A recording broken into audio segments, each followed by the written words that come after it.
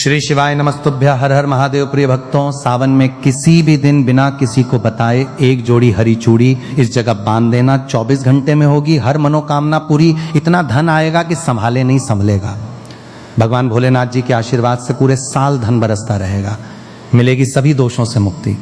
इस दिन बहुत सारे दुर्लभ योगों का संयोग बन रहा है। ये एक दुर्लभ संयोग है जिसमें भगवान शिव और भगवान गणेश दोनों की पूजा का फल एक साथ मिल सकता है।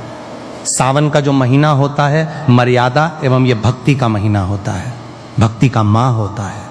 सावन के पूरे महीने पर भगवान भोलेनाथ जी का नियंत्रण माना जाता है। कालों के भी काल कहे जाने वाले महाकाल शिव शंभू को सावन का पवित्र महीना बहुत ही खूबसूरत लगता है। इस समय सूखे पड़े बंजर, सूखे पड़े बाग खिलखिला उठते हैं। चारों ओर हरियाली ही हरियाली दिखाई होती है। सावन का महीना लड्डू गोपाल श्री कृष्ण जी को अति प्रिय है। अपने बाल गोपाल रूप में भगवान लड्डू गोपाल वृंदावन में सावन में स्नान अवश्य करने आते हैं।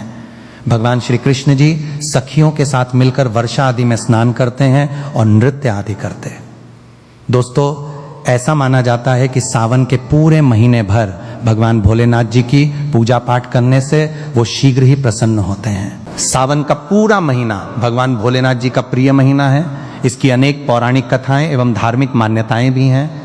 दोस्तों, जनसाधारण लोग किसी और महीने में संयम नियम का पालन करें या ना करें, लेकिन सावन के महीने में संयम एवं नियम का पालन जरूर करते हैं। सावन में जो लोग व्रत आदि करते हैं तो उन्हें पूरे महीने भर लहसुन, प्याज तथा किसी का झूठा भोजन भी नहीं करना चाहिए, क्योंकि इस समय व्रतधारी भगवान शिव की शरण में होता है।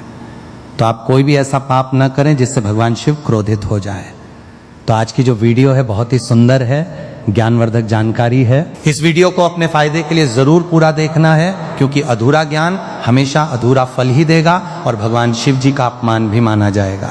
इसीलिए सावन के शुभ अवसर पर वीडियो को अंत तक जरूर देखें और कमेंट में अपनी राशि जरूर डाल दीजिए। यदि हमारे पास कोई उपाय होगा तो वो आकर हम आपके कमेंट के रिप्लाई में जरूर बताएंगे। सावन के महीने की विशेष महत्व कुछ इस प्रकार से है। दोस्तों, सावन के महीने में ही समुद्र मंथन हुआ था। सावन के महीने में ही माता लक्ष्मी उत्पन्न हुई थी और माता लक्ष्मी को धन की देवी का दर्जा सावन के महीने में ही प्राप्त हुआ था। सावन के महीने में ही भगवान भोलेनाथ जी भूलोक पर आ जाते हैं और भूलोक पर जिनके घर पर यथावत शिवलिंग रखा हुआ होता है तो उनके घर में भगवान आशंकित जरूर आते हैं। दोस्तों, इस माह में भगवान विष्णु योग निद्रा में चले जाते हैं तो सृष्टि का जो भार होता है वो भगवान भोलेनाथ संभालते हैं। तो आज की जो वीडियो का विषय है बहुत ही सुंदर है कि इस वृक्ष पर 2 जोड़ा हरी चूड़ी आपकी हर इच्छा शीघ्र ही पूर्ण होगी। और इस वृक्ष पर सावन में अगर हरी चूड़ी बांधते हैं तो आपकी सभी मनोकामना शीघ्र ही पूर्ण होगी ही होगी और आपका आने वाला समय भी सुगमता पूर्वक से गुजरेगा और कैसी भी आपके जीवन में जो परेशानी चल रही हो वो परेशानी भी समाप्त हो जाएगी। अच्छी चूड़ी सभी समुदाय के लोग पहनते हैं। कोई इसे बैंगल्स बोलता है तो कोई इसे करें तो कोई इसे चूड़ी आदि बोलता है, लेकिन चूड़ी का महत्व सर्वप्रिय है।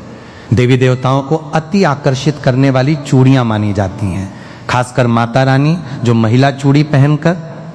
दोस्तों, अगर आप भी भोलेनाथ जी के सच्चे भक्त हैं तो कमेंट बॉक्स में ओम नमः शिवाय जरूर लिखना और अगर आप भोलेनाथ से प्यार करते हैं तो एक लाइक जरूर करेंगे। दोस्तों, भगवान भोलेनाथ जी को ये 3 वृक्ष अत्यंत प्रिय है और इस वृक्ष की पूजा करने से शिव पूजा करने का ही फल प्राप्त होता है।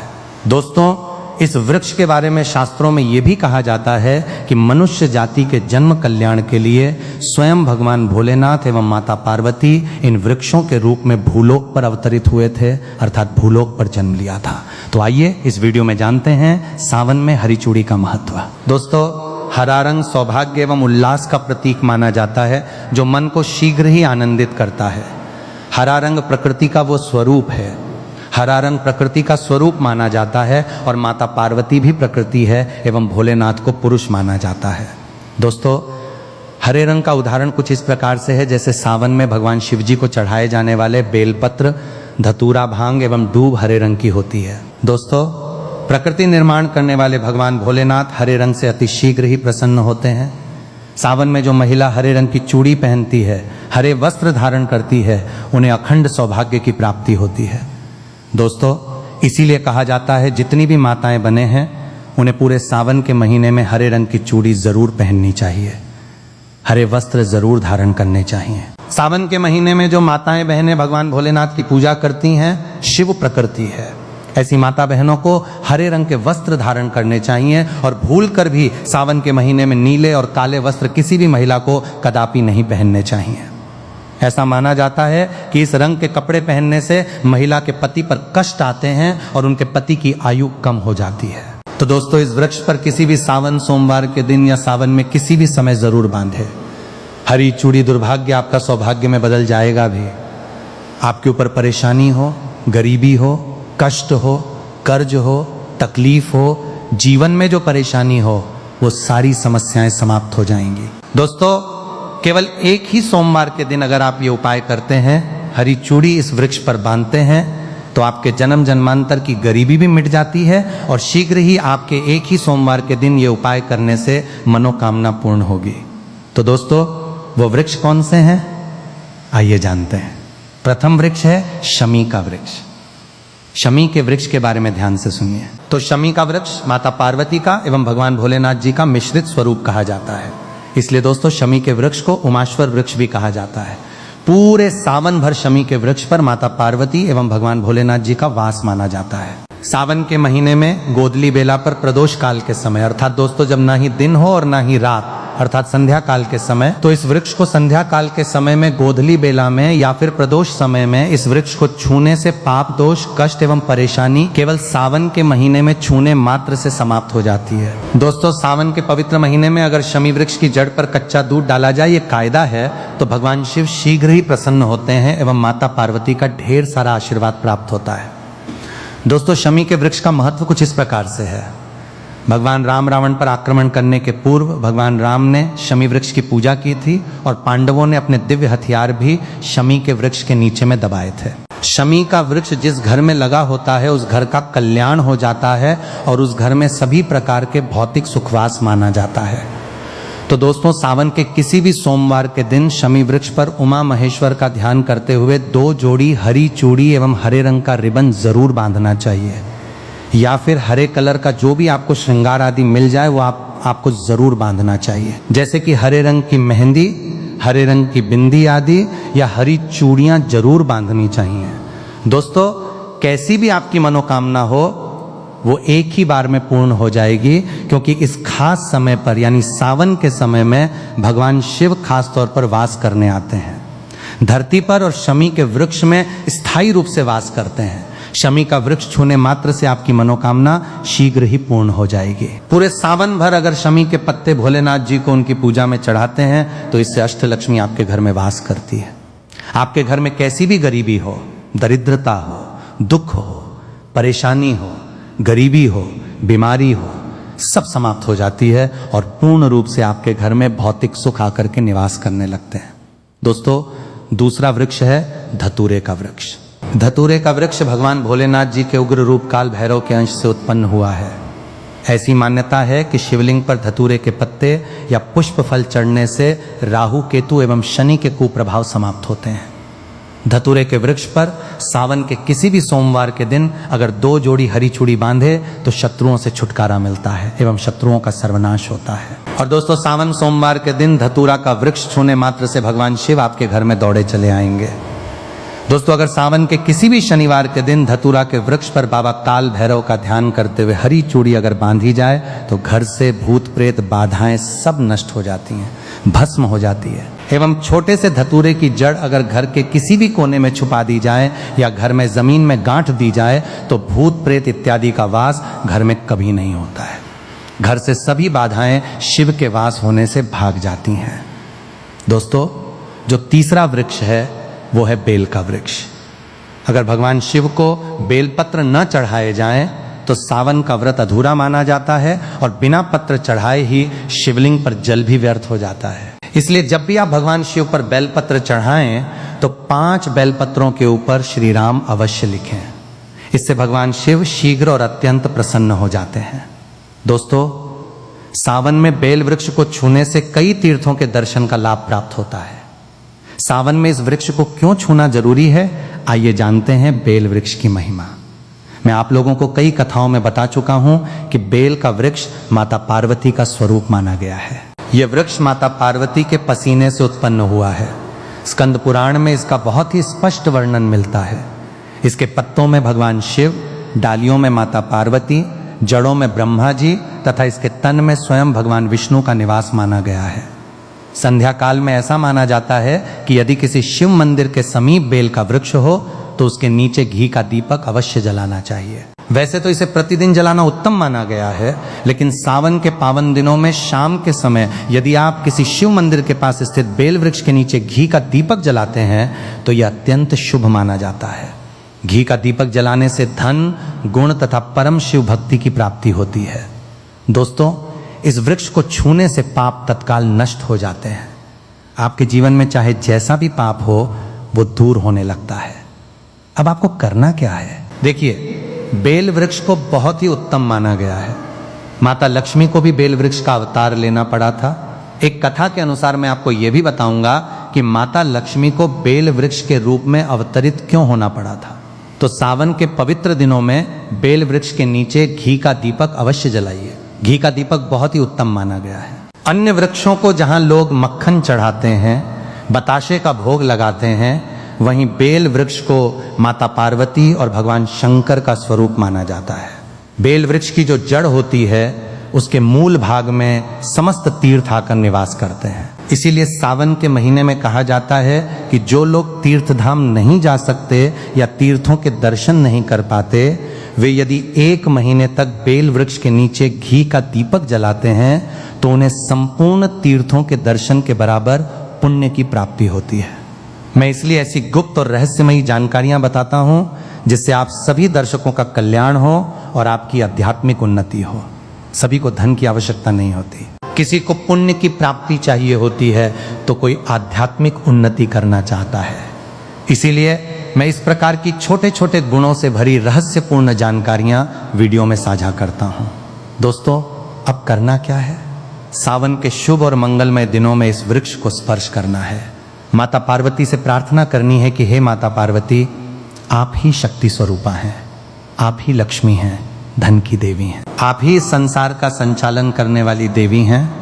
इस प्रकार प्रार्थना करते हुए इस वृक्ष को छूना है और कहना है, माता मेरी गरीबी दूर करें, मेरी निर्धनता को समाप्त करें, मेरे जीवन में चल रही सभी परेशानियों को दूर करें। इसके साथ आपको एक कपूर और एक लौंग भी जलानी है। फिर एक काम और करना है। जलाने के बाद इस वृक्ष से कहना है कि मैं भोग स्वरूप आपको धतूरे के पत्ते और धतूरे के फल समर्पित कर रहा हूं, कृपया इन्हें स्वीकार करें। दोस्तों, इस वृक्ष की जड़ के नीचे धतूरे के फल और पुष्प भी रख सकते हैं। यदि पुष्प उपलब्ध हो तो पुष्प रखें, अन्यथा पत्ते अर्पित कर दीजिए। इसके बाद वृक्ष को स्पर्श करते हुए प्रार्थना करें कि हमारी गरीबी दूर हो, हमारी निर्धनता समाप्त हो। और एक विशेष प्रार्थना अवश्य करें। यदि किसी की हाय लगी हो, किसी प्रकार का बुरा प्रभाव या दोष लगा हो जिसके कारण हमारी आध्यात्मिक उन्नति नहीं हो पा रही हो, तो वो सब दूर हो जाए। यदि शनि, राहु, केतु का दुष्प्रभाव हो, नवग्रहों में से कोई ग्रह पीड़ा दे रहा हो या किसी प्रकार का पितृदोष लगा हो तो वो भी समाप्त हो जाए, क्योंकि पितृदोष के कारण व्यक्ति की आध्यात्मिक उन्नति में बाधा आती है। इसलिए प्रार्थना करें कि हे माता, समस्त प्रकार के दोषों को दूर करें, उन्हें अपने भीतर समाहित कर हमें दोष मुक्त करें। इस प्रकार आपको ये प्रार्थना करनी है और एक कार्य अवश्य करना चाहिए। आपको सावन के समय धर्म शास्त्रों में कहा गया है, बहुत सारे लोग भी बताते हैं, हमारे गुरुजी भी कहा करते थे कि सावन के दिनों में यदि बेल के वृक्ष की जड़ में मिश्री युक्त दूध अर्पित किया जाए तो यह अत्यंत शुभ माना जाता है। मिश्री जो खड़ी खड़ी आती है, आप सभी दर्शकों को उसके बारे में अवश्य पता होगा, वो शक्कर की तरह होती है। यदि आप मिश्री मिला हुआ दूध बेल वृक्ष की जड़ में अर्पित करते हैं तो ऐसा कहा गया है कि ऐसा व्यक्ति कभी निर्धन नहीं होता। यदि किसी व्यक्ति से माता लक्ष्मी रुष्ट हो चुकी हो तो भी इस उपाय से माता लक्ष्मी प्रसन्न होती हैं। ऐसे व्यक्ति के जीवन में धन का अभाव नहीं रहता, वो निरोग रहता है और उसे निरोग काया की प्राप्ति होती है। आप चाहें तो यही क्रिया नीम के वृक्ष पर भी कर सकते हैं। नीम के वृक्ष में माता लक्ष्मी का निवास माना गया है, समस्त दैवी शक्तियां भी उसमें निवास करती हैं। सावन के शुभ और मंगलमय दिनों में आप अपनी सामर्थ्य के अनुसार एक गिलास या तांबे के लोटे में दूध लेकर उसमें मिश्री मिलाएं और उस दूध को नीम के वृक्ष की जड़ में अर्पित करें। आपको मीठा दूध ही चढ़ाना है और गरीबी दूर होने की प्रार्थना करनी है। जिन लोगों पर कर्ज का भार है, वे ये प्रार्थना कर सकते हैं कि हमारे कर्ज का बोझ दूर हो जाए।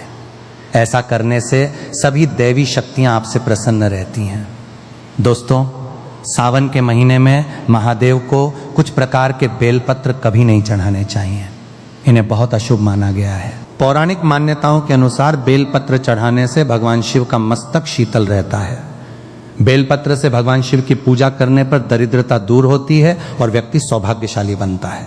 इससे हनुमान जी भी प्रसन्न होते हैं क्योंकि उन्हें भगवान शिव का ही अंशावतार माना गया है। दोस्तों, पहले ये जान लेते हैं कि बेलपत्र के उपयोग और उसके लाभ क्या हैं। दोस्तों, नंबर 1, तीनों लोकों में जितने भी प्रसिद्ध तीर्थ स्थल हैं वे सभी बेल वृक्ष के मूल भाग में स्थित माने गए हैं। इस बात को शायद बहुत कम लोग जानते होंगे। दोस्तों, नंबर 2, यदि बेल का वृक्ष घर के बीचों बीच या पूर्व दिशा में लगा हो तो घर में धन धान्य की कमी नहीं रहती और परिवार के सदस्य सुखी एवं खुशहाल रहते हैं। दोस्तों, नंबर 3, जो व्यक्ति बेल वृक्ष के मूल भाग की गंध, पुष्प आदि से पूजा अर्चना करता है उसे मृत्यु के पश्चात शिवलोक की प्राप्ति होती है। दोस्तों, अब जानते हैं बेलपत्र से जुड़ी कुछ विशेष बातें। चतुर्थी, अष्टमी, नवमी, चतुर्दशी, अमावस्या, संक्रांति के समय तथा सोमवार के दिन बेलपत्र नहीं तोड़ना चाहिए। पूजा से एक दिन पहले ही बेलपत्र तोड़कर रख लेना चाहिए। दोस्तों, आपको बता दें कि बेलपत्र कभी अशुद्ध नहीं होते। यदि आपको पूजा के लिए नए बेलपत्र नहीं मिल रहे हैं तो आप पहले से चढ़ाए गए बेलपत्रों को स्वच्छ जल से धोकर पुनः भगवान शिव को अर्पित कर सकते हैं। दोस्तों, बेलपत्र में 3 पत्तियां होना आवश्यक माना गया है। कटी फटी पत्तियों वाले बेलपत्र भगवान शिव को भूलकर भी अर्पित नहीं करने चाहिए। ऐसा करना भगवान शिव तथा बेलपत्र दोनों का अपमान माना जाता है। इसलिए बेलपत्र की पत्तियां एकदम साफ और पूर्ण होनी चाहिए। दोस्तों, सावन के इस पवित्र महीने में यदि किसी व्यक्ति को 5 विशेष संकेत मिल जाएं तो ये माना जाता है कि महादेव उसकी भक्ति से अत्यंत प्रसन्न हैं और उसे धनी होने से कोई नहीं रोक सकता। तो चलिए जानते हैं। दोस्तों, नंबर 1, बैल का दरवाजे पर आना। नंदी महाराज भगवान भोलेनाथ का वाहन है। नंदी को भगवान शिव का द्वारपाल भी कहा जाता है। नंदी महाराज बुद्धि और ज्ञान के प्रतीक माने जाते हैं। शिव मंदिरों के बाहर सदैव नंदी महाराज विराजमान रहते हैं। लेकिन यदि सावन के पवित्र महीने में अचानक कोई बैल आपके दरवाजे पर आ जाए और घर की चौखट के पास खड़ा हो जाए तो इसे शुभ संकेत माना जाता है। ये माना जाता है कि भगवान शिव आपकी भक्ति से प्रसन्न हैं और आपके घर में खुशियां आने वाली हैं। ऐसे में नंदी महाराज को तिलक लगाकर मीठा भोग अवश्य खिलाएं। दोस्तों, नंबर 2, सावन के पवित्र महीने में यदि आपको स्वप्न में शिवलिंग या भगवान शिव के दर्शन हो जाएं तो इसे अत्यंत शुभ संकेत माना जाता है। यह संकेत देता है कि आपके जीवन की परेशानियां जल्द समाप्त होने वाली हैं। भगवान शिव आपकी सच्ची भक्ति और आराधना से प्रसन्न हैं। ऐसे समय में शिव भक्ति में कोई कमी नहीं आने देनी चाहिए। घर को स्वच्छ रखें क्योंकि यह भगवान शिव की कृपा का संकेत माना जाता है। दोस्तों, नंबर 3, शास्त्रों के अनुसार नीलकंठ पक्षी भगवान शिव का प्रतीक माना गया है। यदि सावन के महीने में नीलकंठ आपके घर की छत पर आकर बैठ जाए तो उसे भूल कर भी नहीं भगाना चाहिए। यह अत्यंत शुभ संकेत माना जाता है। शास्त्रों में बताया गया है कि नीलकंठ का घर पर आकर बैठना भगवान शिव की विशेष कृपा का प्रतीक है। मान्यता है कि अब आपके बुरे दिन समाप्त होने वाले हैं। कहा जाता है कि भगवान श्री राम ने भी रावण पर विजय प्राप्त करने से पूर्व नीलकंठ के दर्शन किए थे। दोस्तों, नंबर 4, सावन के पवित्र महीने में यदि अचानक घर में काला सांप दिखाई दे जाए तो इसे भी शुभ संकेत माना जाता है। ऐसे में उसे बिल्कुल भी नुकसान नहीं पहुंचाना चाहिए। यह भगवान शिव के आने का संकेत है। जिनकी भक्ति से महादेव प्रसन्न होते हैं तब महादेव किसी खास अवसर पर ही अपने संकेत देते हैं। सावन का महीना बहुत ही पवित्र महीना माना गया है। यही वो महीना है जिसमें भगवान शिव धरती पर आते हैं और उसी घर में अपना वास बना लेते हैं जो उनका सच्चा भक्त होता है। सपने में किसी मंदिर में नाग नागिन का जोड़ा दिखाई देना बहुत ही शुभ माना गया है। यह घर में शिव कृपा के आने का संकेत है।